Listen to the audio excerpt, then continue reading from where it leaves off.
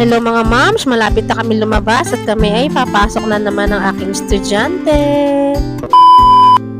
Pagdating ng 11:30, ayun na nga kami ay yayakak na papunta sa tricycle at hindi ko na nga po ulit siya hiyahatid sa school. Big boy na po talaga itong aking Junakis mga mi. Sila naman tayo sa ating struggle ay ang init na naman.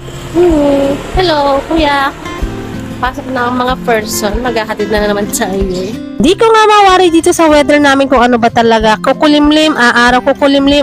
Ewan ko ba, ambot. Sumasakit tuloy sa ulo. Katapos namin maglakad, ito ay bibilin ko na siya kay Kuya Tricycle Driver. Di po kasi marunong tumawid ang Kuya Yuan ko, kaya sabi ko sa may mismong gate na siya ihatid. Sabi, ang proud na talaga ako dito sa aking grade 4 at talagang mag-isa na lang talaga siya papasok. Hello mga kamam. So ayan, natid ko na nga ang estudyante for the lakad na lang siya.